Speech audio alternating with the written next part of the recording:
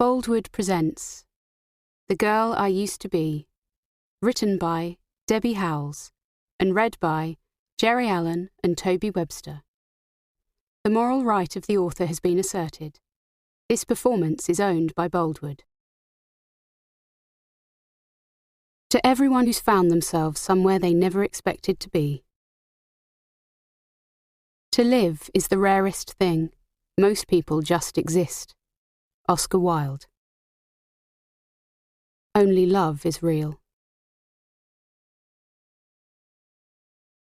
Prologue, 2020. I called you one morning.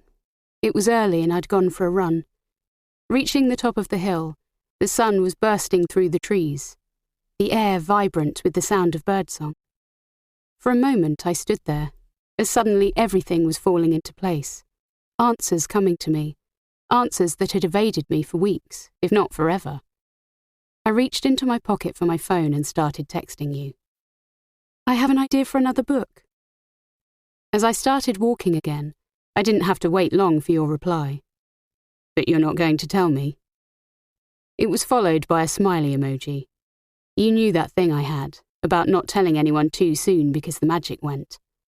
But this was different. This was the story of me and you, which until now, I hadn't known how to write. I'm giving our story an ending. That's all you're getting, for now. But knowing it was your story just as much as mine, I made you a promise.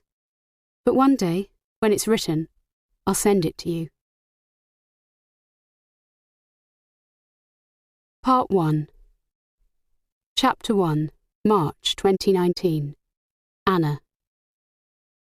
As I clear away breakfast, I'm only half listening as a voice on the radio catches my attention.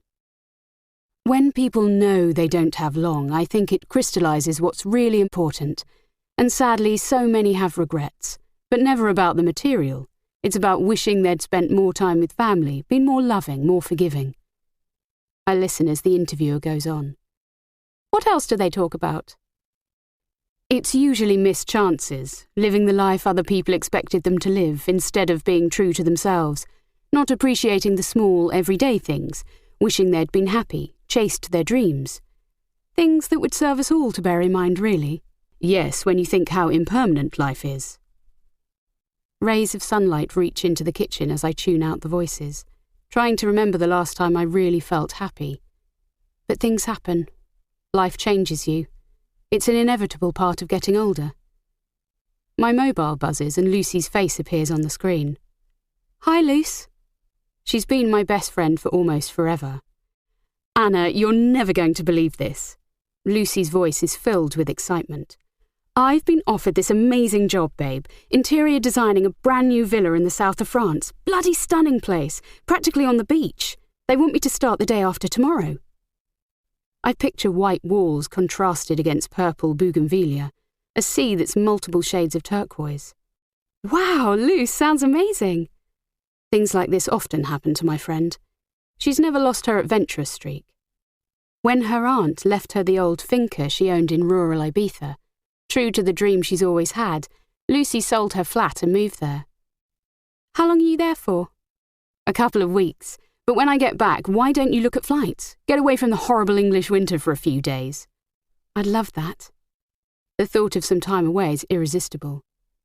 Think about some dates. It would be so great to see you. Remembering the quiet hills surrounding her house, the views of the sea, I don't need persuading. It's been far too long. I'll text you. Lucy goes on. So, how are things with you? Good. Work is work.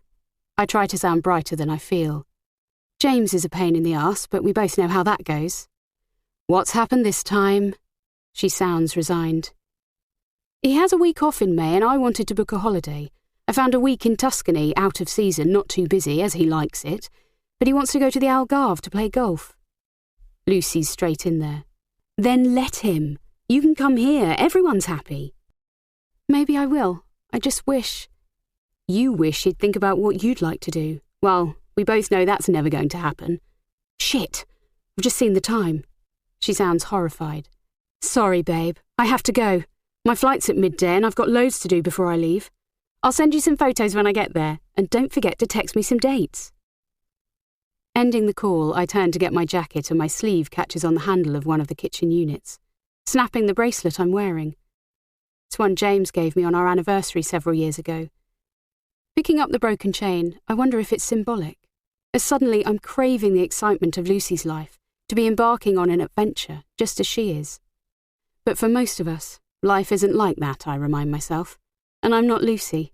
I have my job and I'm married to James, a world away from Lucy's multicoloured one. My life is here. I close the front door behind me and step into the street of Georgian townhouses, where the warm ochre of Bath stone is caught in the spring sunlight. It's quiet, the first blossom appearing on the cherry trees. Feeling the breeze pick up as I whistle to my dog, a noise comes from next door. Peering through the sparse shrubs, I see my elderly neighbour standing on her doorstep. Grace? Is everything okay? Anna, dear. Her lined face looks puzzled. I'm not sure, you see. I can't find Ron. Why don't I help you? Ron, her husband, is devoted to her. He won't have gone far. By the time I open her garden gate, she's at the bottom of their steps, frail, her face anxious, her elegant dress faded. Come on. I take her arm. Let's see if we can find him. I think he's gone, dear. She looks remarkably serene for someone whose husband's missing. I'm sure he hasn't. I help her inside, Yippee, my dog, trotting ahead of us as I call out. Ron? Hello? Are you there? When there's no reply, we go through to the kitchen. He's probably upstairs. I'll go and look. Why don't you sit down? I'll put the kettle on. As Grace sits, Yippee lays his head on her knee. After filling the kettle, to my relief, the front door opens and Ron calls out. I'm back, Grace. I'm just hanging up my jacket. I won't be a minute. When he comes into the kitchen holding a small bag of shopping, Grace's face lights up. As Yippee trots over and licks his hand, a look of surprise appears on his face as he sees me. How nice to see you, Anna. You've time for a cup of tea, I hope. I've just put the kettle on. I lower my voice. Grace was worried. I found her outside. I think she'd forgotten where you'd gone. A shadow crosses his face. Then he goes over to his wife, placing his hands on her shoulders. He kisses her tenderly on the cheek. I told you I was only going for a bit of shopping, he says gently, then kisses her other cheek. It's okay, love. You don't need to worry. I'm back. Back outside, I'm just about to get in my car when a shrill voice comes from behind me. Anna? Now, just a minute. Recognizing the voice, my heart sinks. Carol Madison is involved with the Bath Festival. She lives further along the same street, but only ever speaks to me when she wants something. Catching me up, she pins on a high-wattage smile. I'm so pleased I've caught you. I'm rallying volunteers to help with the Jane Austen Festival. You couldn't spare a couple of days, could you? It isn't until June. We're awfully short of people in ticketing again. As she talks, she flutters her eyelash extensions, and I take in hair that's newly coiffed, nails that are beautifully manicured. I've always helped in the past, but the thought of 2 days in a stuffy ticketing booth fills me with dread. However, there are times we all have to do things we don't want to. But I'm already regretting my decision as I nod. Okay. Oh, Anna. For a moment, she almost looks emotional. Thank you. I knew I could count on you. I'm having a little coffee morning next month. You must come along. I'll drop you an invite. She'll forget, thankfully. I'm not one of Carol's clique, nor do I want to be. But as she gives a little wave and walks away, I'm annoyed with myself. Carol always gives me the tasks other people don't want. But I'm not going to let her spoil the rest of the morning, and as I drive out of Bath, I feel my heart warm as my thoughts turn to my neighbours again. They won't have the regrets the radio show was talking about. Even after decades together, love radiates from them. It makes me sad that I can't say that about me and James. Turning off the main road, I take the lane to Durham Park. About a mile on, I reach a lay-by where I pull over and get out. Letting Yippee out, I start along the footpath. After a long winter, the countryside is awakening, a haze of green filling the woods from millions of tiny leaf buds. Walking here is my escape. The empty landscape a place I'm free to think. Breathing in the cool air, Millie, my stepdaughter, comes to mind, and I make a note to self to call her. Then I think of the book I want to write, the small notebook in which I collect ideas jammed into the pocket of my jeans. It's one of my precious days off, and as I walk, I revel in the freedom I feel, in the softness of air that's filled with birdsong, the rays of sunlight rippling through the branches, the enduring timelessness of the trees. Near the top of the hill, the woods thin out. Under a sky of palest blue, I take in the sweeping views. It's as beautiful as it gets in early spring, but as I carry on walking, it's like a cloud hangs over me. Remember how you used to laugh and dance? The joy you felt at being alive? You should be celebrating each moment of this life, feeling it sparking in your veins, making your eyes bright, your heart beat faster. I can't begin to remember the last time I felt like that.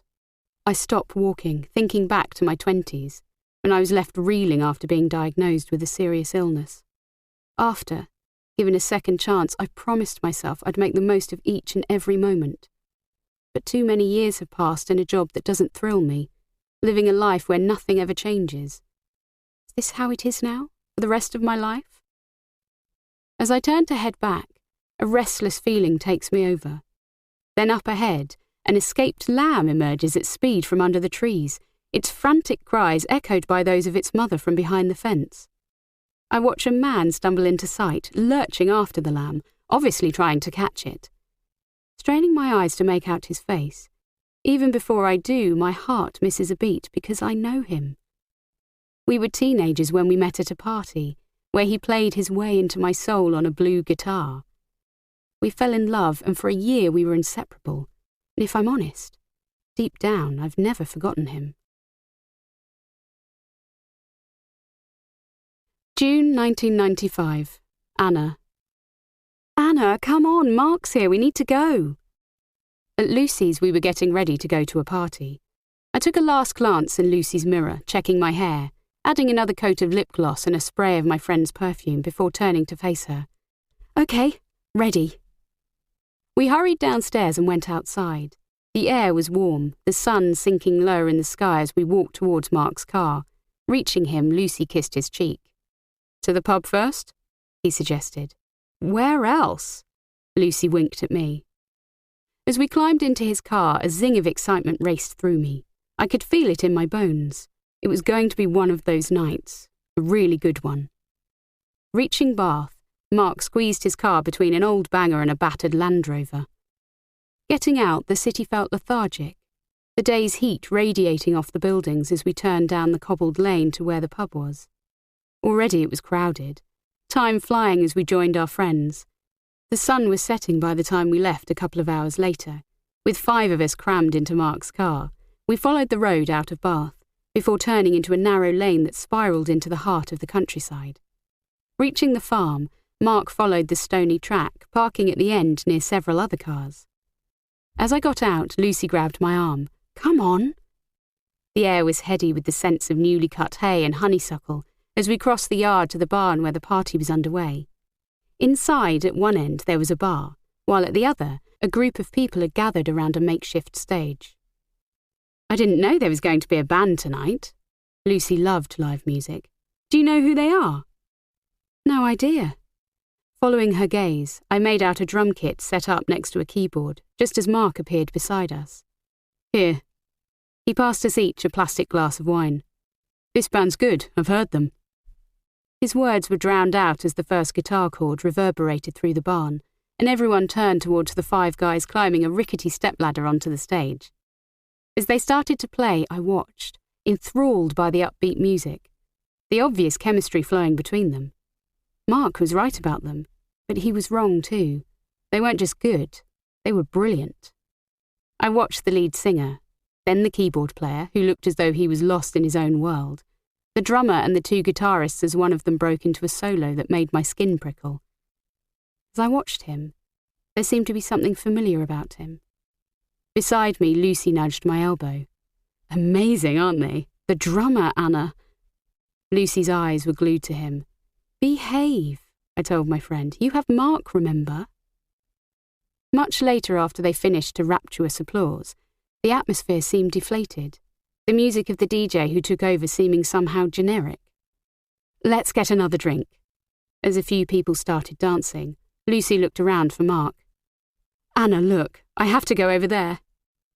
I followed her gaze to where Mark was talking to the drummer. There was no point in saying anything. I knew what my friend was like once she'd set her sights on someone. She read my mind. "I know, I'm with Mark." She couldn't take her eyes off the drummer. "I'm also young, Anna. Mark and I are hardly forever. Come on, let's get another drink. I want to talk to him." After buying more wine, as we reached Mark, he nodded towards the drummer. "Dave, this is Lucy and Anna." "We loved it," Lucy said instantly. "Seriously, how long have you guys been together?" But before he could answer, someone lurched into him, knocking his arm and spilling his drink. "Man." Sounding resigned, Dave shook off the beer running down his arm as my heart missed a beat. It was the guitarist. Close up, he seemed on edge, less familiar and more restless as his eyes roamed everywhere. "I'll get you another, mate. Anyone else?" His eyes flickered towards Mark, then lingered on me. As our eyes met, what felt like an electric shock hit me. I shook my head. "Yes, please." Giving me an odd look, Lucy broke the moment. "I'll come with you." Mark followed the guitarist. They disappeared over to the bar and I turned to Lucy. "I'll be back in a bit, Luce." Leaving her flirting effortlessly with the drummer, feeling suddenly lightheaded, I went outside.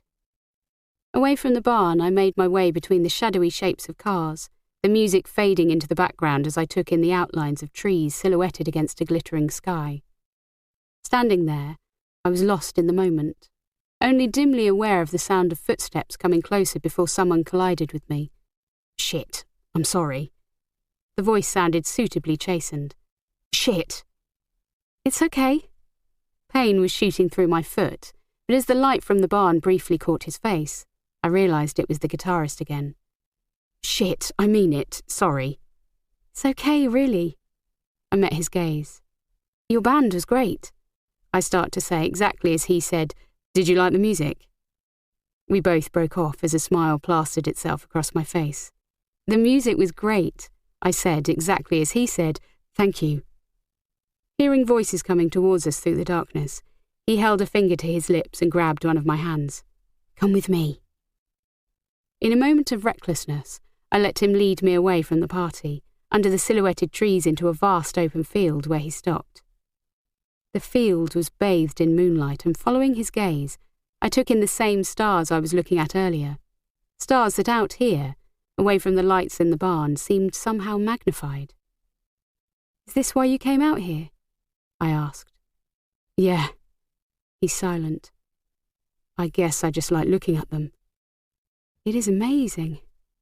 The sky seemed bigger somehow, the world seeming to fade behind us so that it was just the two of us. Turning to me, he frowned slightly. "We haven't met before, have we?" My voice was husky. "I don't think so." Looking up at the sky again, a shooting star arced overhead. "Wow! Did you see that?" He spoke softly. "Do you know they're lucky? You're supposed to make a wish." As we stood there, feeling the warmth of his arm against mine, I knew what I wanted to wish for. It was to string this moment out so that it went on and on. He turned towards me again, and this time, as our eyes met, it was impossible to look away. Strains of music drifted towards us as he held out a hand. "Shall we dance?" "What? Here?" He grinned at me. "Why not?" Taking both my hands, he pulled me towards him as we started to dance, picking up tempo with the music, laughing at ourselves, coming closer as the music slowed again, time seeming to stop as he reached towards my face, gently stroking away a lock of hair. "You're beautiful," he said quietly. His fingers grazed my cheek as unfamiliar feelings swirled inside me. "Are you free tomorrow?" Suddenly he looked awkward. "I mean, you're probably not, which is fine. I just thought I'd ask, in case you were." I couldn't help smiling. "I might be." "Good." He looked slightly mystified. "Just so you know, I don't normally do things like this. I mean, I know I can be impulsive, but I don't..." He tailed it off. "Stand under the stars with a girl you've only just met?" I finished. "Yes." He looked at me. I'm Will, by the way. I'm Anna. A funny feeling came over me as we stood there. I knew I couldn't have said no, but when we'd never met before, I didn't understand how I could feel like this. So, you were saying about tomorrow? Oh, yes. He grinned again. Do you live in Bath? I nodded. Do you like cheesecake? I was laughing. As it happens, I do. Cool, because so do I. How about we meet on Pulteney Bridge? We can decide where to go when we get there. Suddenly I felt shy. Okay. Good. Lifting my hand towards his lips, he kissed it. Chapter 2. Anna. The breeze catches my hair as my heart beats faster. I've never seen Will here before, even once. Calling Yippee over, I take in his faded jeans and thick sweater, well-worn walking boots spattered with mud. The lamb continues to run rings around him. As I get nearer, he glances up. A look of incredulity crosses his face. Anna? I can't believe it's you. Our eyes meet for a moment. Would you like some help? He smiles ruefully. I'm trying to put it back in its field, but it definitely doesn't want to go. As the lamb makes another dash for freedom, he lurches towards it, too late, landing unceremoniously on the grass. Crap! He glances at me. Sorry. Trying to stifle my laughter, I notice a section of fence that's come loose. Hold on a minute. Hurrying over, I flatten it just as the lamb leaps over, clearing it with inches to spare, before trotting off to find its mother. I prop up the fence so that it doesn't fall over again, then turn back to him. He shakes his head. Why didn't I think of that? Yippee bounds excitedly towards him, a frenzy of black hair and wagging tail. Yippee! Ignoring my shouts, he tries to lick Will's face. Don't worry, I like dogs. As Will tries to get up, his face creases in pain. I frown. Are you okay? Struggling to his feet, he winces. I think I twisted my ankle. Managing a tentative step, he screws up his face in pain again before sitting heavily, muttering what sounds like idiot to himself. I crouch down on the grass next to him. Up close, I take in the familiar warm blue of his eyes. How bad is it? Not sure yet. He shakes his head. I'll sit here for a bit, see if it eases. I broke it a few years ago, hasn't been the same since. His eyes wander towards mine again. Don't worry, I'm sure I'll be fine. How did you break it? I, fell up a step. Into a pub. After going into a number of other pubs. Ah. I try not to laugh. Then on impulse I sit down next to him. I can't exactly leave you here. What if you can't walk? He shrugs, then reaches in his pocket for his phone. I suppose I could call a friendly farmer? He glances at the screen. Crap, he says again. No signal. I pull my phone out of my pocket, seeing several bars displayed on its screen. You could always use mine. He looks at me doubtfully. You really don't have to stay. I hesitate. What if you need help? I suppose if you don't mind hanging around for a few minutes, it might actually be a good idea. He sounds apologetic. Then, for the first time, he smiles. Thanks. You're welcome, I say, trying to sound casual. I notice a scattering of greying hair amongst the brown, a slight crinkling at the corners of his eyes. I don't need to be anywhere until later. Seems like one of those days. Frowning slightly, I'm thinking that if it hadn't been for the call from Lucy, then Grace catching me as I left, the chances are our paths wouldn't have crossed. Yeah? His eyes flicker briefly upwards at the small clouds scudding across the sky. I'm on holiday for a couple of weeks. Well, not really a holiday. A shadow crosses his face. My dad died and I'm sorting out his house. He lived in Hinton. I was planning to walk every day just to get out for a bit. He glances at his ankle again. Hinton's a picturesque village just a short distance away. I'm so sorry. He was old, Will shrugs, and he'd managed to stay living at home, which was what he wanted. We look at each other and our eyes seem to lock, as for a moment, neither of us looks away. I should try to get up. Will carefully pushes himself to his feet. After a few tentative steps, he seems to loosen up. How is it? He nods. Okay, I think. He hesitates. Were you on your way back? I was. You should go ahead. This may take a while. I hesitate. If you're sure? I'll be okay. He pauses. It's really nice seeing you again. You too. Feeling oddly compelled to stay, I start making my way back to my car, aware of him following more slowly behind, as I wonder if our paths will cross again. Back home, the house is quiet and the rest of the day passes uneventfully. I switch on the radio and make a pot of coffee, then head to my small office at the back of the house and turn my attention to the book I'm planning to write. But after seeing Will earlier, memories are flooding back, of the party where we met as teenagers, then of the months that followed, as I kick myself for not asking more about him, for not catching up. But I've been so stunned to see him. I think back to the long, easy summer I hadn't wanted to end, when Will and I fell in love effortlessly, sweetly. Double dating with Lucy and Dave after she'd dumped Mark, we'd wander through Bath's characterful streets, or meet up with friends in one of the parks. When it was hot, heading out of Bath in Will's ancient Mini to spend lazy afternoons by the river. I'd never been so happy. Will's irrepressible zest for life had been contagious, the days filled with fun and laughter. But we'd had quiet moments too, mulling over the bigger questions in life, about whether or not there was a purpose to our lives. Back then, I'd wanted to make a difference to the world in some way. Meanwhile, Will was already reaching people with his passion for music. Still young, with bold plans and even bigger dreams, I'd never imagined we wouldn't be together. But as we both found out, nothing lasts. With James out for dinner, I pull the curtains closed and curl up on the sofa in my old fleece pyjamas. Pouring a large glass of wine, I watch a Bridget Jones film that James would detest, revelling in the bliss of being alone. Just before the end of the film, I hear his car pull up outside, then his key in the lock. There's no kiss on the cheek, no "how was your evening?" But there never is. Do I have a shirt for tomorrow? Standing there, he frowns at the television. Haven't you seen this before? Only I'd like to catch the news before I go to bed. You could always watch on your laptop. I ignore the question about his shirt. There's only another 10 minutes, then it's all yours.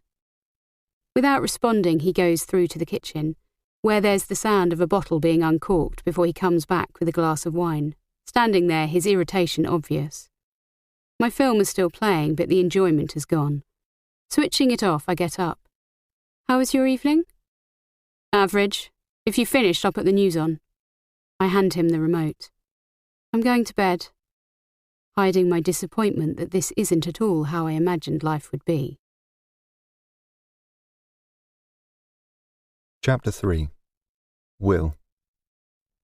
Back at his father's house, Will grabbed a bag of frozen peas before sitting on the sofa, putting his feet up and draping the bag over his ankle as a kind of impromptu ice pack.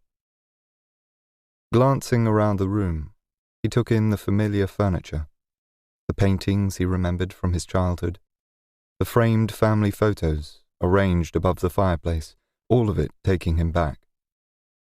The only thing that was new was the feeling of emptiness. He still couldn't believe he'd bumped into Anna again. But maybe he shouldn't have been surprised. Life had done this to them over the years, crossing their paths at inopportune moments, like this one, right now, when he was dealing with a demanding soon-to-be ex-wife and a house filled with memories. Talking of which, he reached for the pile of photos he'd started going through. On the top was one of his dad. Studying his face, he felt a wave of sadness. He'd always hoped they'd forge more of a relationship as they'd got older. For as long as he could remember, there'd been an atmosphere of antagonism between them, almost as though his father had resented him. Will had tried his hardest to diffuse it, to find a kinder way of being with each other. But his father hadn't responded. And now, it was too late. Too late. They were the saddest words. However difficult their relationship, Will was grieving. Not just for a parent he would always have regrets about, but for the last link to family and his childhood. Feeling his ankle go numb, Will adjusted his makeshift ice pack before looking at another photo. His parents looked so young. Him and Simon primary school age, with 2 big teeth, tousled hair and beaming smiles. Taken in the garden that his mum had loved. It was a time when life had seemed so simple. Looking at his brother's face, his heart ached. They'd been such different people, yet still close. Losing him had cut Will to the core. 7 years on, not a day passed that he didn't miss him. Now, out of the 4 of them, he was the only one left. God, it made him feel lonely. Self-pitying tears pricked his eyes. When he was young, he'd felt so carefree, his head filled with dreams, the world a place of adventure and opportunity. Life had seemed exciting, filled with promise. The party where he met Anna had been a high point, as had the times he'd played in the band, with all the camaraderie that came with that. He could still remember noticing her that first time. Typically clumsy, he'd sloshed a pint of beer over Dave, not exactly the best of first impressions. When he'd gone outside, he couldn't believe it when he'd found her alone. It had sobered him up pretty much instantly. There had been something about her. The light in her eyes, her infectious laugh, a free-spiritedness that had tapped into his. She'd taken his breath away. He sighed. They'd been so young, too young, perhaps, to imagine they might have stayed together. Nothing stayed the same. Life taught you that. Will had found that out a year after they met, when his world had been turned upside down. And now there was Darcy. Years ago he'd fallen madly in love with her, this beautiful, spirited woman who'd injected colour into his life. But it hadn't taken long for their relationship to start to fray. Having a penchant for the finer things in life, Darcy had found herself a richer man and wanted a divorce. Will's heart ached for his daughter. Caught in the middle, he had a feeling Darcy was using her for her own ends. The thing was, he knew all too well how it felt to lose a parent. The thought of Flo going through the same was crucifying him. He sifted through the photos. There were several of him and Simon growing up, one with a Christmas tree in the background. He could still remember the baubles his mum had got out every year, the way she'd stand back to watch him and Simon decorate. An aching nostalgia washed over him for all those little moments that had gone forever, as he found himself looking at a photo he hadn't seen before. It was of him and Anna. His mum must have taken it. She'd captured the light in Anna's eyes, her gorgeous, long chestnut hair. They were looking at each other, their faces animated, one of her hands on his shoulder as she laughed at something he was saying. He studied the photo more closely. Anna used to have dreams too. He could remember how they used to talk about them. He found himself wondering what had become of them. But he had no way of knowing what had happened since she married James, and today he couldn't help noticing the light in her eyes had dulled. Was she happy? More to the point, was he happy? But with no family left, his marriage on the rocks, a music career he'd given up on, there wasn't a whole lot to feel happy about. Sitting there, he put the photos down. It felt like he'd lost everyone in the world who'd been important to him, with the exception of Flo, that was. It bore no resemblance to the life he'd once imagined for himself, filled with people, laughter, music, love. Instead, it had all gone horribly wrong. Chapter 4. Anna. The following morning, James and I barely speak before he leaves for work. I tell myself he's preoccupied about the client calls and meetings that lie ahead, that he's the same man I married, just older, less joyful. But I know what Lucy would say. More selfish, and for fuck's sake, be honest, Anna. When was James ever joyful? But it's easy for Lucy to say. And love changes over the years. Giddy headiness and passion become something more solid, more grounded. And as I keep reminding myself, I have much that is good in my life. It's still early when I drive towards Durham Park, pushing my annoyance about the holiday out of my mind, feeling a weight lift as I park the car, then set off through the woods. A holiday is a small thing when so much is going on in the world, and with Yippee running ahead, the landscape starts to work its magic on me. Reaching the top, I notice a man walking towards me, feel a smile spreading across my face when I see it's Will. He looks pleased. We must stop meeting like this. I glance at his feet, amused. One leg of his jeans is caught up, revealing a garish sock. Is your ankle better? Unbelievably, it is. Following my gaze, he straightens the leg of his jeans. On a day as lovely as this, it was too good an opportunity to miss. It is, isn't it? I glance up at the pale blue sky. So how's it going? Slowly. He looks rueful. There are so many memories. I remember how I felt clearing my parents' house. When my mother died, I found it really difficult. Everything in the house seemed to set off a memory. There were all these things that had been there since my childhood. Even now, as I think about it, there's a lump in my throat. Nostalgia can really get you, can't it? I'm lucky, I guess, that I don't feel any connection to the house, but it's the letters and photos. I keep hoping I might stumble across a family heirloom, but no luck so far. Sounding faintly humorous, he turns to look at me. So, do you live nearby? In Bath. My husband James works in Bristol. So you've ended up where you started out from? He says softly. His words make me uncomfortable. It was never what I'd imagined doing, but for all kinds of reasons I'd stayed closer to home. And you haven't? He shakes his head. I live in Glasgow. It explains why I haven't seen him in so long. A streak of rebelliousness stirs inside me. I come up here most mornings. It's my favourite part of the day, before work. Mine too. He looks bemused. What's work? I work in Bath, in a kind of upmarket farm shop. I organise their events. We host quizzes, book launches and cookery classes. It's just off Milsom Street. You probably know it. It's famous locally for artisan produce. I walk past. Very nice, but way too expensive for me. Too expensive for most people. It's one of the things I dislike about it.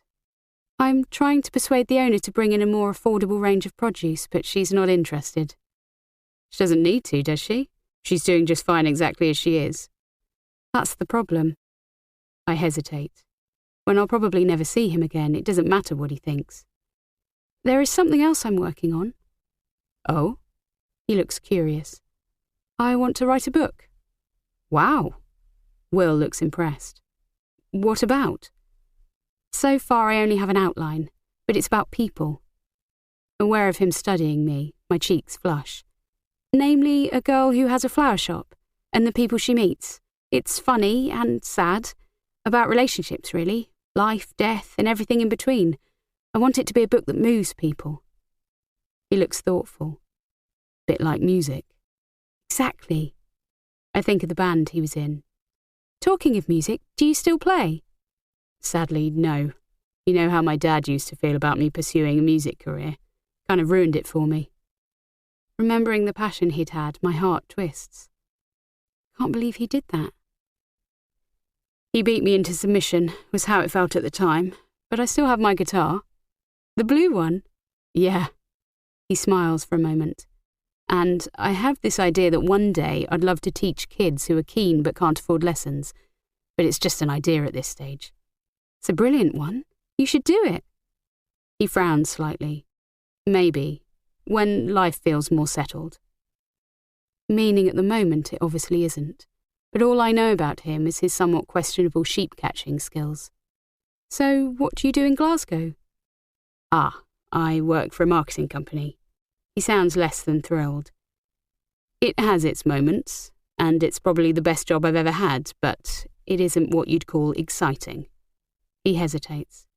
It's mostly small stuff, not particularly interesting, though I can work from anywhere, which at least makes it easier to come down here. I do miss all this, though.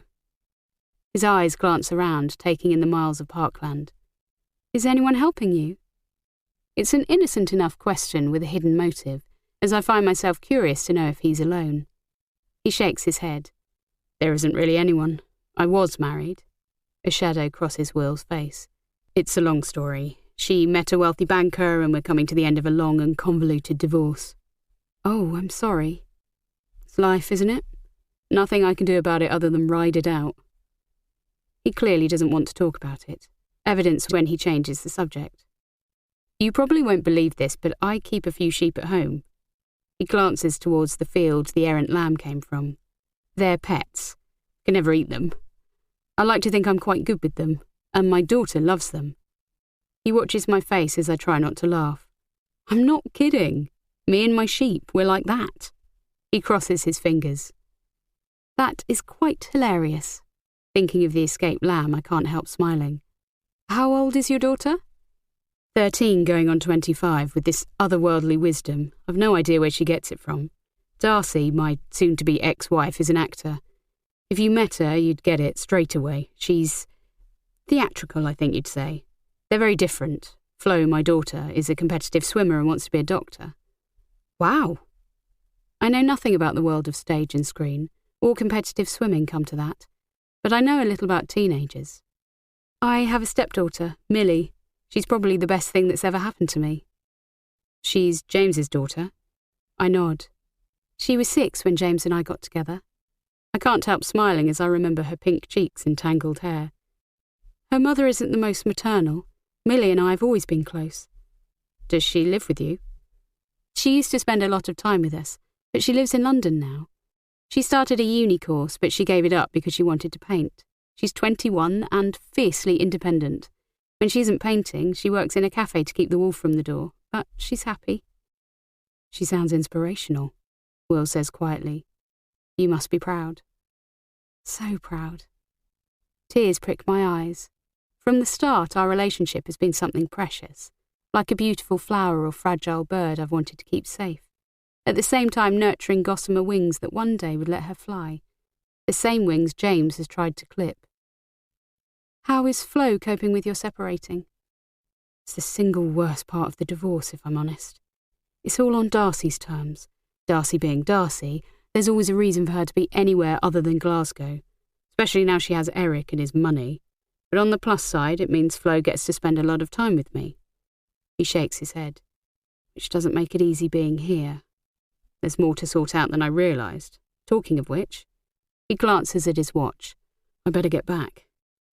And I should walk my dog. As I speak, Yippie's ears prick up. He smiles, but he's clearly preoccupied and it doesn't reach his eyes. It was good seeing you again. You too. I stand there a moment before turning and whistling to Yippie, fighting the urge to look back as I walk away. When I get home, I catch sight of Ron and Grace, arm in arm as he helps her up the steps, then unlocks the front door with shaking hands. As he stands back to let her in, he catches sight of me, raising a hand in recognition. Waving back, I take in how frail they both are. What either would do without the other doesn't bear thinking about. As I get ready for work, now and then Will flits into my head. Quite often, if I'm honest. For once, I'm early for my shift at the farm shop, and when I arrive, one of the first faces I see is Liza Merrowes. She's sitting in the cafe with a couple of friends, and when she sees me, she gets up and comes over. I was hoping to see you, Anna. I wanted to order some food for a party we're having. It's only for about 10 of us. I don't want to spend a fortune. Liza's a regular in here, and we've always got on well. She's speaking to me so that she can bypass my boss's relentless efforts to make everyone spend more money. Let me put my bag away and I'll grab a notebook. I go over to the desk where Hannah is busy leafing through a pile of orders. "Hi, I'll be right back. I'm just going to take an order for Liza." "I'd stay away from Meredith," Hannah warns. She's in the worst ever mood. Meredith, our boss, if not exactly sunny, is usually reasonable enough. "What's up with her?" "No idea." She shakes her head. "Talk of the devil?" She mutters under her breath as Meredith comes over. I smile brightly. "Meredith, beautiful day, isn't it?" Seeing her expression, I glance at Hannah. "I'll be right back. I just have to go and talk to Liza." At a quiet table in the corner, Liza tells me she's planning a surprise party for her husband's 40th. She wants simple food. When she tells me her budget, we quickly put a menu together. "I'd ask you to host it here if it wasn't for Meredith," she says quietly. "But what she charges for the room is ridiculous. Plus you never really know what you're getting, do you?" She's not so bad, really. But as I speak, I'm playing it down. It's no secret that Meredith can be unpredictable. "I imagine you're used to it." She hesitates. "But the way she keeps putting prices up. Have you heard about the new farm shop that's rumoured to be opening?" "No. Maybe that's what's got Meredith's goat. But competition can only be good." "Let's hope so." I take the order back to Hannah and pin it to the diary. "So what's the matter with her?" Hannah frowns slightly. "I overheard her on the phone just now. She was having a right old rant at someone." But as the day passes, Meredith keeps whatever it is to herself. When James comes home from work, I tell him I saw our neighbours this morning. It wasn't one of Grace's better days. She was quite confused. "Their daughter really ought to think about moving them into a home," James says unsympathetically, rather than expecting strangers to pick up the slack. I look at him gobsmacked. It isn't like that. They're our neighbours and I'm fond of them. It's far better for them to stay where they are than be forced into a care home. I pause for a moment, knowing it would never cross his mind that he could do something selfless and actually help them. "You should pop round there, James. You might be able to help them out now and then." Mending dripping taps and finding lost hearing aids really isn't my thing. James gets a glass and pours himself a drink without offering me one. "I don't mean to sound harsh, I'm just busy. I think I told you I'm going to be late tomorrow, have a meeting at the golf club." "Right." Suddenly I find myself staring at him, at the expensive suit he's wearing, at the frown that's become permanent. If he mentioned the meeting before, I don't remember. But no matter. All I'm aware of is relief flooding over me at the prospect of another evening here without him. As I serve up dinner, I cross my fingers as I bring up the subject of the holiday again. "James, I've been thinking about that week in Tuscany." Before I can finish, he interrupts. "I've already told you we're going to Portugal." Somehow I keep my cool. "What about what I'd like to do?" He frowns at me. "Look, I have 1 week off, I work bloody hard, and I'd really like to spend it playing golf." I'm silent for a moment. It would have helped if we'd at least discussed it. Sensing another row brewing, I let it drop. "But if you're set on going, that's fine. You can play golf, and I'll go and see Lucy." Picking up our plates, I take them over to the table, inwardly frustrated that my opinion means nothing to him, that after everything we've been through, he can be so cold towards me. The rest of the evening is spent as it always is, James engrossed in some TV series, while I go to my office and search for other writers' stories to publication, fantasizing that one day I might actually be one of them. That night, as we lie in bed, I stare at my husband's back, listening to his faint snores, trying to conjure a memory of the man I married, who'd seemed so caring. Unable to remember the last time there was any real warmth between us, telling myself, as I always do, that love is different things at different times in your life. Over the years, it isn't surprising the romance disappears. 1995. Anna. When Christmas came around, Will and I saw each other whenever we could, packing the intensity of our feelings into the short hours available to us. Having agonised over what to buy him for Christmas, in the end I'd settled on a book, hardbacked, its pages blank. On the front was an image of a wave breaking on the shore, the words embossed on the front, "The adventure starts here." When I gave it to him, Will loved it. "I'm going to write all this stuff in it, you know, the stuff we talk about life and having dreams, so I never forget." He paused. "Thank you." He kissed me, then reached into his pocket. "This is for you." I took the little box he held out and opened it. Inside was a bracelet into which tiny irregular translucent stones were set. "I hope you like it," Will said hesitantly. "They're moonstones. I got it in the antique market." It was breathtaking. Each stone different, catching the light, sparkling subtly.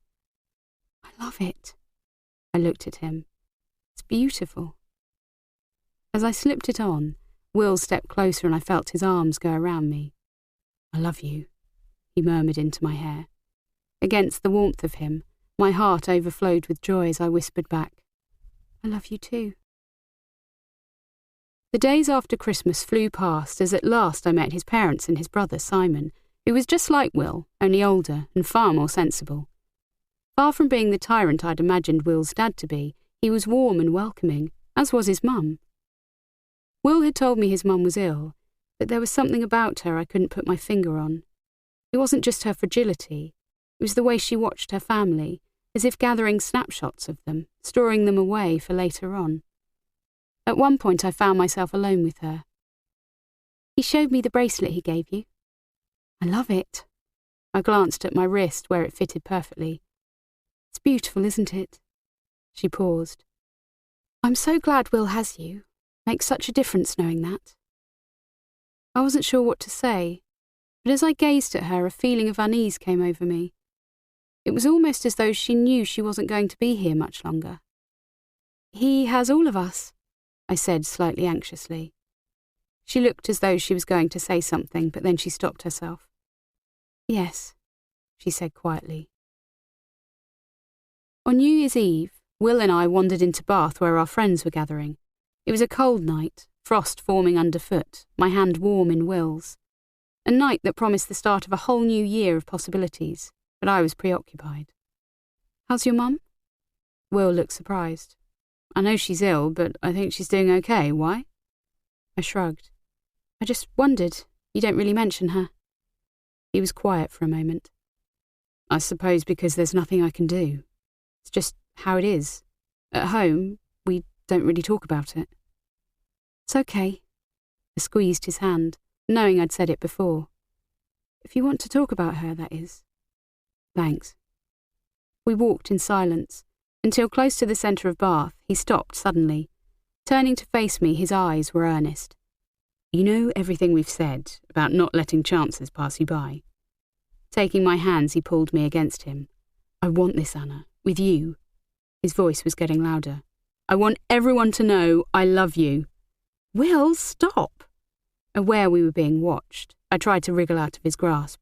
"I mean it. Let everyone watch. It doesn't matter. It's New Year's Eve and I love you." As he started to spin me around, I closed my eyes, the biggest of smiles plastered across my face, my heart bursting with joy. He was right. Life was about love, about inhabiting each one of these glorious moments. "Hey guys!" Lucy's voice came from behind me. As Will released me, I turned to see her and Dave arm in arm coming towards us. "Luce!" As they reached us, I hugged her. As Will and Dave walked ahead of us, Lucy nudged my arm. "I've never seen you look so happy, Anna." I was buzzing. "I've never felt like this." "You and Will," she paused. "You really have something, don't you?" I smiled at her. The best kind of something. That was how we saw the new year in, surrounded by love and friendship, in the city that was home, filled with the irrepressible belief that dreams are for chasing, that anything is possible if you want it enough. Chapter 5. Will. Back at the house, Will flung the windows open before putting the kettle on. The truth was,